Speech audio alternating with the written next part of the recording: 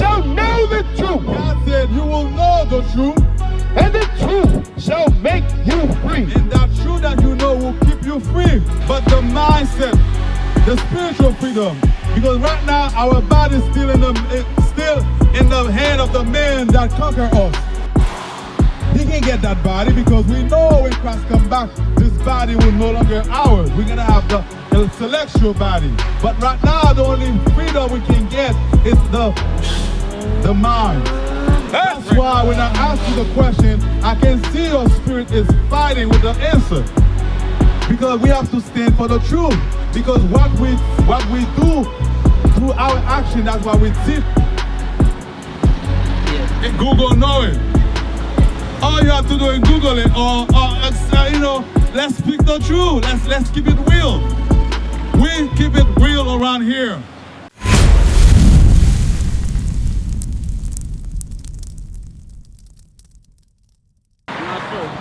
Because I'm looking at you now, you start watching the true knowledge and still pushing this guy by watching that cross in your chest. Yeah. That tells me you go back to your daddy. Is this depiction aligned with the Bible? I mean, I don't really believe in the white one. My brother, let me tell you something. Sometimes we lie to a certain degree that we don't even realize that we're lying to ourselves. We can say whatever we want. It's the same way when you're proving a woman. When you're talking to a woman, either yourself or the woman, we can say we love each other as much as we can.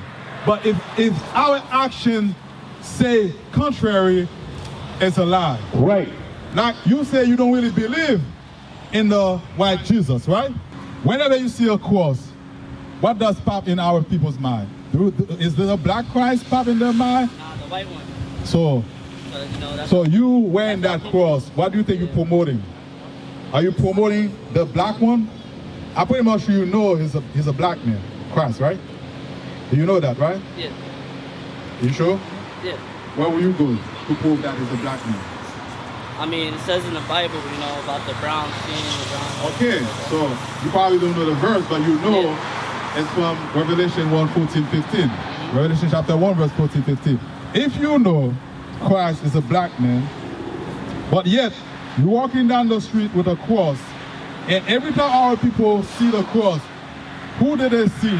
Whenever we have a cross with an image hanging on it, is it a black Christ that hangs on that cross or white Christ?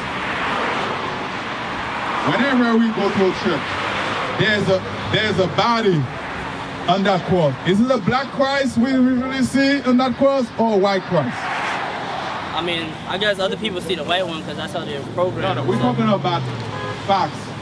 When we walk to a church and there's a cross in that church and there's a body posed as Christ, is it a black Christ that lay on that cross? Or is it a black one or is it a white one? Usually. I'm asking you a question. Let's keep it real. That body and that statue they made, they grave, is it a black Christ that on it like this or white Christ? I mean, they showed a white Christ that was going to be brother. But I would think it was the black one. I'm not asking you what you know. I'm asking you what that's around you as a general fact. I'm not talking you, your personal answer. I'm talking what we know as a people we live in witnessing. Yeah. When we walk into a church, especially a Catholic church, when there's that cross in that wall and they have a somewhat Jesus laying on that cross, is it a black one or is it a white one? It's usually the white one. It's a white Christ.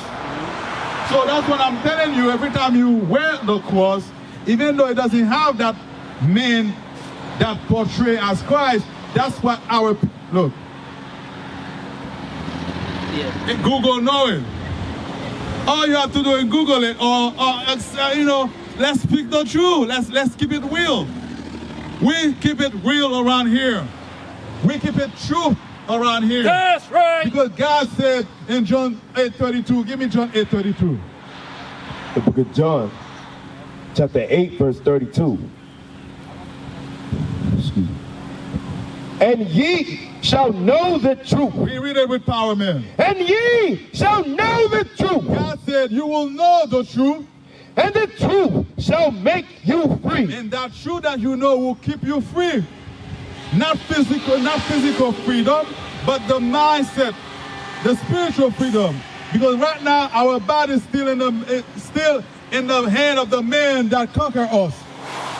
He can't get that body because we know when Christ comes back, this body will no longer ours. We're gonna have the celestial body. But right now the only freedom we can get is the mind. That's why when I ask you the question, I can see your spirit is fighting with the answer. Because we have to stand for the truth.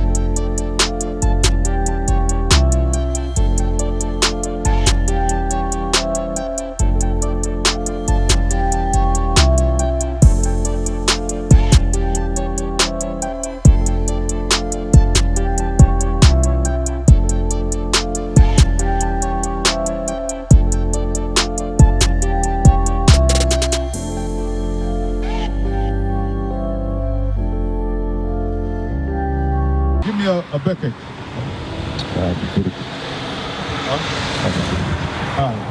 The book of Leviticus, chapter 26, verse 1.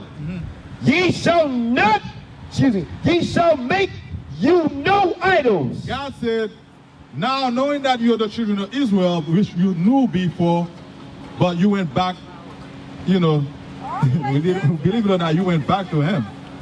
You knew that you're the children of Israel, but for some reason, I don't know what loss you're battling, you must be battling with something.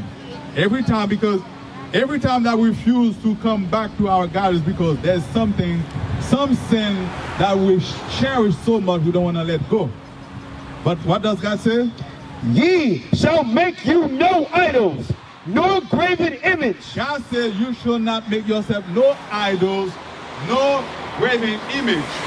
That cross is a graven image. Because remember, it wasn't just Christ that was put on the cross. A lot of our people was put in the cross. That was a form of death penalty the Roman used to exercise in that time. Capital punishment. It was a capital punishment, thank you. So every time we were on the cross, It's a mock. the question we should ask, which one of our people will wear that cross? Because it wasn't only Christ that was dying on the cross. He was one of the thousands, if not millions. The same way today, not too long ago, we've been lynched and hanged in this country. That was another way of killing us back then by the Romans. Right. You understand? The book of Habakkuk, chapter 2, verse 18. What profited the graven image that the maker thereof had graven it? God asking you a question this morning. He said, what profit, what benefit you having to wearing a cross that someone make? Molded, meaning melted that element and can create a cross. We're going to look at the cross. For some of you that like to wear a cross, my brother and sister, listen to the scripture, read. What profit the graven image that the maker thereof had graven it? Because someone took the time to take that metal and melt it into a form, what we call cross today. The molten image and a teacher of lies. God said that molten image, that creation that comes from of that metal is a teachers of lies. A teachers of lies saying to our people that when you see the cross, this is the man you should give reverence and praise to, because the cross is attributed to him. That's why we go to Google, we type, Christ on the cross. None of those pictures we saw has a black man on the cross. When the Bible says Jesus Christo is as negro. You understand? So it's the teachers of lies to wear something that promote a false doctrine contrary to the Bible. So that's why we're saying you're not promoting the black Christ. You're not promoting God's doctrine. You're still promoting this guy, even though your mouth say I don't believe in him, but your action say contrary. You understand, my brother? Is that it? There's more. That a teacher of lies, that the maker of his work trusted therein. Okay, now give me the one. To make dumb idols. To make what? To make dumb idols. You know what you can do with that chain? You can keep the chain. But that cross, if you're truly serious about who you are and keep God's law and have your light shine with the true gospel, I will take that cross, toss it, keep the chain. Are you willing to make that sacrifice today? Give me the one. Deuteronomy 7:25. Yeah. Are you willing to do that? I probably won't throw it away. Why not? Because I don't know. It still represents, I feel like it still represents, you know. The book of Deuteronomy, chapter 7, verse 25. Read. The graven images. What? The graven images. We've been telling you that is a graven image. Do you agree? Do you agree the cross is a graven image? Graven means made of by men. The graven images of their gods. Of what? Of their gods. This is a God. This is another God, but not the God of the Bible. Because this cross represents the God of the white man, Caesar Borgia. That's right. Okay, read. Ye burn with fire. What should we do with it? Shall ye burn with fire? Now we don't have any fire. You see how serious God is with it? He said to burn it in fire. You don't have fire here. You don't have fire there. What you can do, you can toss it across the street. All you have to do, my brother, if you read again. The graven images of their gods shall ye burn with fire. Thou shalt not desire the silver or gold that is on them. Meaning God said, let's say this one is silver or gold. God said, meaning don't think it's too precious. Don't think in your mind this is a precious, metal. I don't want to waste it. I can probably sell it and make money out of it, because you cannot. If it's not good for you, you cannot sell it to your people. What else more you should not do? Nor take it unto thee, lest thou be snared therein. Meaning, keep reading. For it is an abomination to the Lord thy God. God said it's a filthy thing to walk around with your cross of false God in your neck. Read. Verse 26. Neither shall I bring an abomination into thine house. What does God say? Neither shall I bring an abomination into thine house. God said, every time you walk into your house, you walking or bringing an abomination or filthy, like doo-doo, in your house. I don't know what else I can say that can filthy. It's like walking in your house with a bag of doo-doo. Will you walk to your house with a bag of doo-doo? No. Read that again. Neither shall thou bring an abomination into thine house. Why? Lest thou be a gusting like it. So now we wonder why certain things happen to our family members. Why? Because we're bringing a false God into our house. Bring it out. Right. We're telling you, brother, to remove this thing, throw it away. You say no. Give me. There's more. Read. But thou shalt utterly detest it. No. I should love it and consider it, if I should throw it away. But thou shalt utterly detest it. God said you should hate that false God, that idol, that cross that in your neck. And thou shalt utterly abhor it. For it is a cursed thing. It is what? A cursed thing. God said that cross is a cursed thing. Right. Are you living with people in your house? Every time you walk into that house, you bring a curse into your house. That's what the Bible says. Every time you walk into your house with that cross, now knowing that it's an idol, God said you walking into your house with a curse. Meaning you bringing curse upon your people in your house. Read. I got that. Exodus chapter 34, verse 13. But ye shall destroy their altars, break their images, and cut down their groves. Verse 14. For thou shalt worship no other God. God said you should not worship no other gods but him. Even though you know that Christ is black, even though you know the white one is the false one, but the fact that you hold on to one of his doctrine, guess what? There's no gray area with the true God. It's either you with him or you're not.